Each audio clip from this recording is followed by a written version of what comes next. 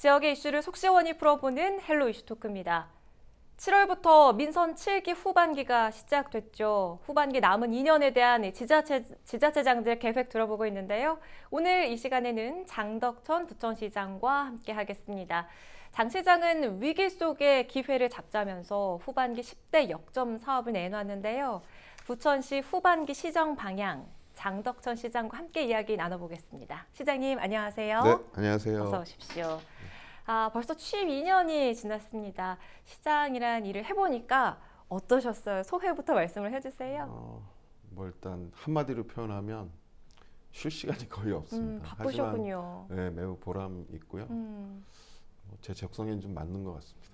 그래서 좀 제가 취임식도 그때 뿌따삐룬인가 이게 태풍 이름이 잘 생각 안 나는데 뿌라삐룬 뿌라삐룬. 태풍이었을 겁니다. 네. 뿌라삐룬 때문에 취임식도 못했는데 지금 코로나19 때문에 또 정신없이 우리 고생 많은 우리 직원들과 함께 열심히 대응하고 있습니다. 올해 상반기는 코로나19로 정말 비상 상황이었어요. 이게 또 언제 끝날지도 모르는 일인데 특히 부천의 경우는 인구 밀도가 높다 보니까 물류센터 또 콜센터 등 확진자가 많이 발생해서 정말 고생 많으셨을 것 같습니다. 어떻게 대응 방역에 좀 노하우가 생기셨나요? 이 초기부터 좀 열심히 계획들을 좀 세웠고요. 그 계획들이 차질 없이 준비에 또 대응에 다 반영이 된 것 같고 저희가 공개적으로 노출하지는 않았지만 선제적으로 대응한 것들이 상당히 많았습니다. 네. 그런데도 불구하고 지금 확진자가 상당히 많은 편인데요. 이게 지리적으로 서울, 인천에 또 상호 영향을 주고받아서 그런 것 같고 저희가 워킹 스루 방식도 상당히 일찍 좀 도입을 해서 네. 아마 외부에서 지원 나왔던 의사분이 상당히 좋은 평가를 하고 가신 것 같아요. 무슨 교본 같았다 이렇게 말씀하셨는데 그렇게 좀 체계적으로 준비를 했고 수도권에서 처음으로 요양병원을 코호트 격리하기도 했는데요. 추가적인 확산을 막는 데는 상당히 좀 잘 대응을 했던 것 같습니다. 그래서 저희가 보통 요즘은 이렇게 재생산 지수라고 한 명이 추가 확진자를 몇 명을 만들어내느냐 이제 이런 걸 가지고 대응 능력을 평가하기도 하는데 네. 1 이상이면 확산, 그다음에 1 이하로 가면 이제 그 안정화 추세인데 저희가 지금 최근 건 안 따져봤지만 6월 거 따져보니까 0.5 정도? 그러니까 상당히 안정화돼 가고 있고 그래도 계속 확진자는 나오고 있는데 어제 오늘 지금 0명이고요. 저희가 이렇게 잘하고 있는 분야들 좀 더 잘하고 늘 점검합니다. 보완할 부분이 없는지 그런 거 좀 보완해서 앞으로도 좀 잘 안정적으로 이끌어 가겠습니다. 지금 방역에 있어서만큼은 안정화 추세에 접어들었다는 설명을 해주셨는데 네. 무엇보다도 이게 장기화되면서 의료진들의 피로도가 쌓이는 건 아닌지 우려스럽습니다. 의료 인력이나 장비면에서도 좀 원활한지 궁금하거든요. 네, 초기에 이제 그 대구에서 신천지로 관련된 확진자들이 대량으로 나오면서 전국적으로 영향을 많이 받았는데요. 네. 그 당시에 이제는 좀 이제 질병관리본부 역학조사관들도 그쪽으로 다 집중되고 이러면서 조금 어려움은 있었지만 그 이후로는 저희가 그 쿠팡 물류센터에서 대규모 검사자죠. 저희 입장에서 볼 때 이제 검사 능력도 상당히 중요한데요. 그 검사를 빨리 해야 역학조사도 빠르게 이루어지고 추적 그다음에 차단이 가능한데 그때도 질병관리본부 경기도 지원받아서 충분히 하루에 2,000명 가까이 며칠을 했었거든요. 상당히 지금 잘 대응해 왔고 장비나 인력도 피로도는 좀 높아졌습니다. 그래서 좀 여유 있을 때 이렇게 교대로 쉬거나 이런 조치들도 취하고 있고 저희는 좀 괜찮은데 이제 민간 병원들도 좀 꽤 피로도가 있을 텐데 거기에 대한 대응들도 이제 앞으로 좀 잘 마련해 나갈 계획입니다. 네, 이 지역 경제를 위해서 정부 재난지원금 물론이고 부천시에서도 부천 재난기본소득을 따로 지원하기도 했고요. 또 소상공인들을 위한 지원책도 마련이 됐습니다. 효과가 좀 있었는지 수치적으로 나타난 바가 있을까요? 네, 저희 부천 것만 따로 뽑아서 보진 않았고요. 경기도에서 전체적으로 추출해 보니까 5월달에 특히 이제 전통시장이나 그런 소상공인들이 운영하는 자영업자들에 대한 매출이 상당히 늘었다고 하고요. 네. 그건 아마 시기적으로도 그 당시 그 이태원발 확진자들이 양산되기 전에 아마 조금 그 생활 속 거리두기 할 때 부천에도 4월 중순부터 5월 9일까지 확진자가 없었거든요. 한 달 동안. 그러니까 그때 좀 회복되던 게 약간 이어지면서 또 이 재난지원금의 또 효과가 발휘되면서 상당히 효과가 높았던 것 같고요. 그 다음에 그 실제로 제가 상인들 또 뭐 전통시장에 이렇게 여쭤봐도 그때 효과는 확실히 좋았습니다. 아마 근데 이게 장기화되면 지금 약간 그때 이후에 조금 또 침체기로 접어들고 있는데 지금은 이제 정부에서 동행 세일을 하고 있고요. 앞으로 이제 몇 가지 정부의 이제 이번 통과된 추경을 가지고 새로운 정책들이 나올 텐데 거기에 발맞춰서 저희도 좀 지역 경제가 활성화될 수 있도록 여러 정책들을 좀 추진할 계획을 가지고 있습니다. 네. 이 코로나 이전 세계로는 돌아갈 수 없다는 것에 대해서 모두가 수긍하는 분위기입니다. 그렇기 때문에 이제 장기전에 대비를 해야 할 텐데 뭐 여러 가지 정책, 대응을 마련하고 있다고 이야기해 주셨어요. 좀 구체적으로 들어볼 수 있을까요? 네. 지난번에 애초에 이제 이 장기화 이전에 실제 저희도 이렇게 뭐 전문가들이 장기화될 수 있다 가능성들은 얘기해 왔는데 저희는 그래도 국내적으로 좀 지역 발생이 뭐 0이 되고 1이 되고 뭐 이때가 있었잖아요. 그래서 좀 안정화되겠다 싶었는데 다시 이태원발 이후로 지금 뭐 확산되다가 지금 아마 조금은 안정화돼 가고 있는 것 같은데 거기에 대한 대비들 논의들은 사전에 이미 했었었고요. 네. 그러니까 가장 최종 목표는 그겁니다. 이제 사망자가 발생하지 않도록 대응하는 그게 의료 시스템의 붕괴를 막는 거거든요. 이제 거기에 대한 뭐 시뮬레이션까지는 아니지만 저희가 계획들은 수립돼 있고요. 그 다음에 지금은 이제 방역 물품도 좀 비축하고 있고 앞으로 2차 유행에 대비한 뭐 혹자들은 지금 2차 유행이다 하는데 이거보다 더 이제 겨울 되면서 확산될 우려가 있다고 하니까 거기에 대한 방역 물자도 비축하고 또 거기에 대한 이제 행동 지침도 좀 만들고 그다음에 민간하고의 협력 관계도 지금 구축을 하고 있고 종합운동장에 이제 호흡기 전담 클리닉도 만들고 여러 가지 조치들을 하고 준비도 하고 있습니다. 이제 겨울이 되면 이 호흡기 감기 환자하고 독감 환자나 감기 환자하고 코로나19 환자하고 구별이 안 되면 네. 그게 상당히 큰 문제라고 하더라고요. 그래서 그분들 지금은 이제 큰 병원에서는 별도로 그분들 구별해서 선별 진료소 보내고 따로 호흡기는 따로 진료를 하고는 있긴 한데 부천시 자체적으로도 그런 분들만 위주로 치료할 수 있는 클리닉을 따로 갖고 놀라고 하거든요. 그래야 이게 그분들하고 섞이지 않고 구별할 수 있고 좀 안전하게 치료할 수 있을 것 같습니다. 그런 준비들을 좀 하고 있습니다. 인력도 뭐 이미 그 소독하고 방역하는 인력들은 충분히 지금 확보를 해서 추가적으로 채용을 했거든요. 그래서 여러 가지 뭐 나머지 조건들도 다 채워 나갔습니다. 코로나19 장기전을 대비하고 있는 부천시 입장 들어봤고요. 자, 이번에는 후반기 10대 역점 사업에 대해서 좀 구체적으로 살펴보겠습니다. 무엇보다 첫손에 꼽는 게 대장신도시, 또 영상단지, 오정 군부대 부지 등의 핵심 개발 사업들일 텐데요. 이 중에서 가장 어려움을 겪고 있는 게 상동 영상문화단지입니다. 여당 내 그리고 시의회에서도 이 주택 규모 등의 개발 방향에 대해 이견이 있는 걸로 아는데 이게 어떻게 돼가고 있습니까?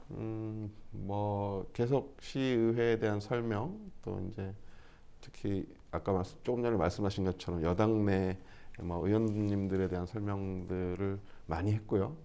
7월 말에 30일 날은 또 이제 시민 공청회도 지금 준비돼 있습니다.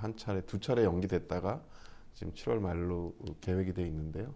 그런 것들 통해서 시민들도 이해도가 좀 높아지고 아마 사업의 필요성 또 우리 부천으로서는 상당히 중요한 아까 말씀드린 스마트 시티 분야하고 이 실감형 콘텐츠를 중심으로 한 문화 콘텐츠 산업이 부천의 미래를 책임질 양대 축입니다. 그래서 이 사업도 세계적으로 보면 상당히 급성장하고 있고 우리나라에서도 가장 잘할 수 있는 사업 중에 하나인데 다행인지 불행인지 부천이 그런 기반을 잘 갖추고 있고 이 사업이 상당히 지금 여기에 참여하는 외국 소니 픽처스 쪽에서도 이 부천을 이런 그런 콘텐츠 산업의 허브로 좀 같이 하겠다 이런 의지를 갖고 있어서요.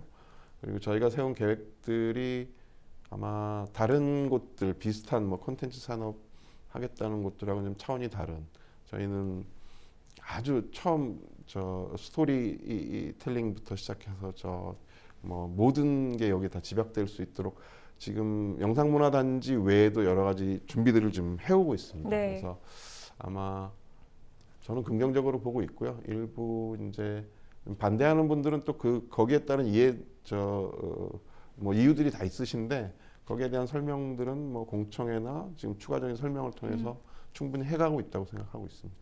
시 입장을 설명하는 자리를 많이 만들어 나가겠다는 그런 의지도 엿보이는데요. 이 문화도시 부천이라는 타이틀에 맞게 문화산업화에도 많은 노력을 해 나가고 있지요. 역점 사업에는 창의 인재 육성에 과감한 투자를 하겠다 이런 방침도 밝힌 바 있는데 구체적으로 좀 설명을 해주세요. 그러니까 문화산업 특히 이제 콘텐츠 산업이 발전하기 위해서는 거기에 걸맞는 뭐 인재, 그다음에 기술, 그다음에 이제 투자입니다. 사실 이게 세 가지가 다 조화를 이루어야 되는데 지금 소니 픽처스도 들어올 때 가장 선진적인 영화 제작 기술들을 여기서 교육하겠다는 걸 전제로 해서 지금 들어오게 돼 있거든요. 그리고 저희도 마찬가지입니다. 만화, 애니메이션 이런 분야들이 부천이 그동안 가장 잘해온 분야고 일부 인재가 육성되고 있었는데 앞으로 그런 부분을 좀 더 강화하기 위한 거고요. 지금 저희가 웹툰 융합센터도 만들고 있고 그 상동 영상문화단지 안에는 그런 콘텐츠 융합 시설도 같이 들어가거든요. 그래서 거기에 인재 양성 기능들이 다 포함이 돼 있고요. 그다음에 지금 저희가 투자를 하기 위해서 지금도 일부 뭐 몇십억 원은 그런 그 펀드를 조성해서 이 기업들에 대한 지원을 하고 있고 앞으로 아마 영상문화단지 사업이 본격화되면 거기서 이미 그 공모할 때 그 조건도 걸었습니다. 1,000억 원 가량의 기금을 내서 네. 아마 그 중에 많은 부분이 펀드로 사용돼서 제작 환경이 좀 어려운 기업들이 도움을 받아서 유능한 업체들이 아마 성장할 수 있지 않을까. 이게 뭐 시작은 지금 뭐 이렇게 눈에 보이는 것들이 크게 많지 않지만 상당히 실감형 콘텐츠만 해도 2023년까지 우리 문체부가 분석한 거 보니까 세계 시장이 400조 원 규모가 될 거라고 해요. 그리고 이미 많은 영역이 지금 실감형 콘텐츠들이 들어와 있는데 앞으로 성장 가능성이 제가 보기엔 그보다 더 크고요. 또 중요한 게 이런 콘텐츠 산업이 뭐 해외에 진출을 하면 그 나라의 그 브랜드, 우리 지금 K-팝, K-컬처가 유행하잖아요. 그럼 다른 소비재의 부품 한 2.4배가 같이 수출될 수 있다고 합니다. 그러니까 효과가 엄청 선도 산업으로서 큰 거기 때문에 네. 좋은 일자리도 만들어지고 부천에 좋은 그 산업들이 또 세수를 늘릴 수 있고 또 필요하면 저희도 직접 참여해서 좀 세외 수입도 많이 늘릴 수 있는 그런 기반을 닦아가려고 합니다. 그렇게 문화가 산업으로 성장하기 위해서는 또 하드웨어 측면의 기반 시설도 필요할 텐데요. 네. 저희들이 뭐 준비 중인 게 지금 문화예술회관도 세계적 수준의 것으로 가고 있고요. 네. 그 주변에 이제 문예회관을 중심으로 뭐 중앙공원, 시청까지 포함해서 장기적으로는 아마 시청도 지금 일부 이제 민간이 사용하고 있는데 일부 건물이 그 민간 또 문화 관련된 시설들로 좀 만들어져서 이런 거점들이 향상동 영상문화단지, 그다음에 시청 지금 롯데백화점 뒤에도 지금 저희가 음악과 관련된 시설 청약 스튜디오 만들고 있지 않습니까? 그런 여러 가지 시설들이 제 생각에는 전철역 하나씩 이렇게 문화시설들이 전체로 벨트를 형성해서 좀 만들어갔으면 좋겠고요. 특히 이제 상동 영상문화단지에 그런 시설들이 집중됩니다. 아까 말씀드린 웹툰 융합센터나 그다음에 이제 그 저쪽 지금 저희가 영화나 이런 게임이나 이런 데 필요한 그 효과음들이 있습니다. 이걸 녹음하는 네. 폴리스트라고 남양주에 있던 게 없어져서 저희가 유치를 해서 수도권에 한 곳밖에 없는데 지금 아마 설계 단계에 있고요. 그거 이제 내년까지 완공을 하고 나머지 것들이 다 되면 이런 콘텐츠 산업들 교육하고 제작하고 유통하고 뭐 이런 환경들이 공연하고 이런 환경들이 다 마련될 것 같습니다. 앞으로 더 기대를 갖고 지켜봐야 되겠고요. 예. 전반기 가장 이 보람된 사업 중 하나로 스마트 시티를 꼽으셨는데요. 예. 실제 이 공유 경제를 바탕으로 주차 교통 서비스도 선보인 바가 있습니다. 후반기에는 어떤 사업들이 진행될까요? 지금 방금 언급하신 게 이제 스마트 시티 챌린지 사업인데요. 그러니까 이 뭐 단순하게 설명하면 아주 쉬운 것 같긴 한데 원도심에 이제 주차 공간이 부족하지 않습니까? 저희가 원도심별로 이제 단위를 축소해서 한 마을 단위, 막 2, 300세대가 사는 마을 단위를 보면 주차장이 아예 없는 곳, 뭐 한 19%밖에 없는 곳, 상당히 열악합니다. 네. 이런 데 주차 문제를 특히 이제 퇴근 후에 야간에 주민들이 주차하기 위해서 자기 주택에서 좀 떨어진 곳에 대형 주차장들이 야간에 비는 곳들이 많습니다. 이거를 연계해서 가장 기본은 이제 그거고요. 그래서 야간에 주차할 수 있게 해드리고 거기서부터의 거리가 좀 뭐 몇백 미터 떨어졌으니까 이동 수단들을 제공하는 걸 기본으로 그 다음에 이제 이 주택 지역에 있는 주차장들 그 뭐 거주자 우선 주차구역이나 이런 것까지 다 포함해서 이 데이터화 다 만들어가고 있습니다. 지금 공유 주차장이나 민간의 대형 주차장들은 이미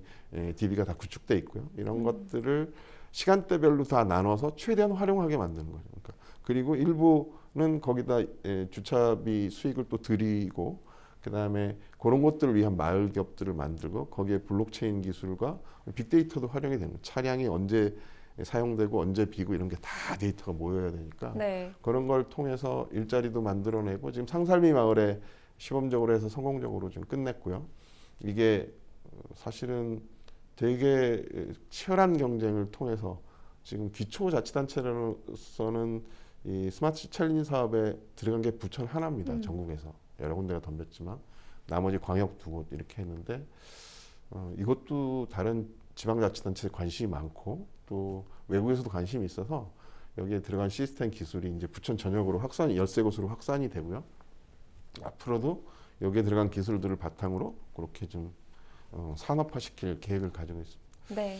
아주 상징적으로 말씀드리면 동네에서 이렇게 폐지를 주워서 생활하시던 분들이 일자리가 뭐 21개가 만들어지고 막 이런 성과가 있고요. 네. 주차장도 한 3조 7천억 정도 우리 다 부천으로 확산되면 주차장 그 건설 비용을 좀 줄일 수 있는 그런 효과도 있습니다. 이번에는 좀 까다로운 현안을 질문을 드려야 할 것 같은데요. 상동 특고합 관련해서 최근 한전과 행정소송 1심에서 모두 패했습니다. 과거 부작위 소송과 달리 이번 소송은요, 공사 진행 여부를 결정하니 본 소송이라고 할 수 있어서 주민 우려가 큰데 이 부분 어떤 대책 갖고 계세요? 지금 뭐 일단 항소는 해놨습니다. 1심에서 판단했던 이유에 대한 이제 반박을 통한 항소를 하고요.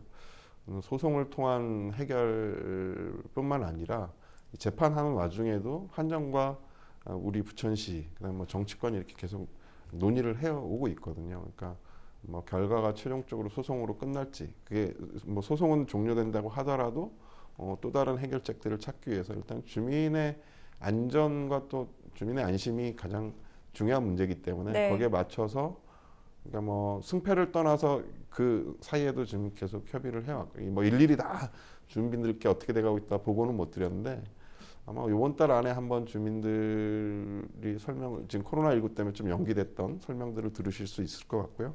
앞으로도 계속 한전하고 협의해 나갈 계획을 가지고 있습니다. 후반기에도 여전히 바빠지실 것 같은데 마지막으로 부천 시민 여러분께 한 말씀 남겨주세요. 지금 코로나19가 조금은 안정화됐습니다만 완전히 저희가 안심하고 살기에는 아직 부족합니다. 힘드시더라도 개인 방역 수칙, 특히 마스크 쓰기 꼭 지켜주시고요. 코로나19 대응뿐만 아니라 부천시 미래를 위한 시민 여러분들의 삶을 개선하기 위한 저희들의 노력은 한 번도 쉼 없이 지속되고 있습니다. 안심해 주시고 앞으로 미래 4차 산업혁명과 관련된 부천시 대응도 열심히 하고 있으니까 시민들께서 기대해 주시고 응원해 주십시오. 고맙습니다. 말씀 잘 들었습니다. 부천시 후반기 시정 방향 장덕천 시장 모시고 들어봤습니다. 헬로 이슈토크 마칩니다. 시청해주신 여러분 고맙습니다.